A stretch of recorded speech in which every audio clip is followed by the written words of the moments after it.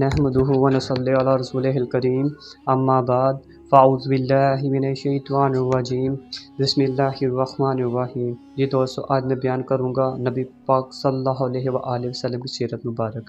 Start کرنے سے پہلے آپ سب سے گزارش ہے کہ جو لوگ نئے ہیں وہ چینل کو سبسکرائب کر دیں تاکہ مزید آنے والی ویڈیو آپ تک پہنچ سکیں۔ چلیں آئیں ویڈیو صلی اللہ علیہ وآلہ وسلم کا لعاب دہن۔ حضرت محمد صلی اللہ علیہ وآلہ وسلم کے منہ مبارک کا لعاب زخمی اور بیماریوں کے لیے شفا تھا۔ چنانچہ فتح خیبر کے دن آپ صلی اللہ علیہ وآلہ وسلم نے اپنا لعاب دہن حضرت علی المرتضیٰ کی آنکھ میں ڈالا تو وہ فوراً تندرست ہو گئے، گویا ایسے کہ کبھی درد تھا ہی نہ۔ اور اسی طرح غزوہ سور میں حضرت صدیق اکبر رضی اللہ تعالی عنہ کے پاؤں کو کسی چیز نے کاٹ دیا۔ حضور صلی اللہ علیہ وآلہ وسلم نے اپنا لعاب دہن زخم پر لگایا، وہ درد اسی وقت ٹھیک ہو گیا۔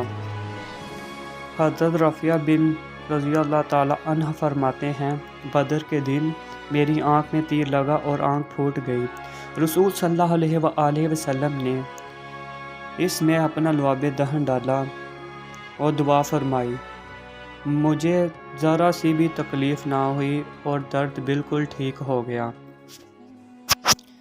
حضرت محمد بن طاب رضی اللہ تعالی عنہ کے ہاتھ پر ایک گولا گر گیا، جبکہ آپ صلی اللہ علیہ وآلہ وسلم نے اس میں اپنا لعاب دہن ڈالا۔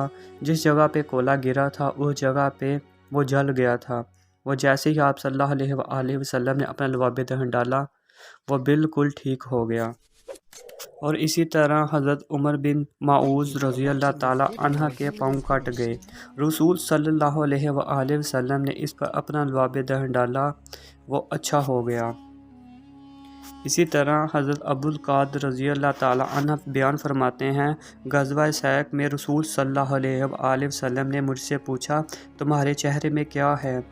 اور میں نے عرض کیا، ایک تیر لگا ہے۔ آپ صلی اللہ علیہ وآلہ وسلم نے فرمایا، میرے نزدیک آؤ۔ میں نزدیک ہوا تو آپ صلی اللہ علیہ وآلہ وسلم نے اس پر اپنا لعاب دہن ڈالا۔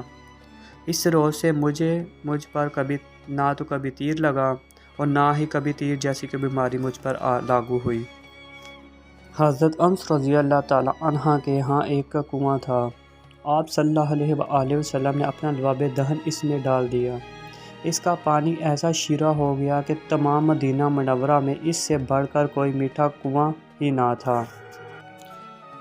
اسی طرح عاشوراء کے روز صلی اللہ علیہ وآلہ وسلم نے بچوں کو بلایا اور ان کے منہ میں اپنا لعاب دہن ڈال دیتے اور ان کی ماں سے فرماتے کہ شام تک ان کو دودھ نہ دینا، بس وہی لعاب دہن ان کے لیے کافی ہے۔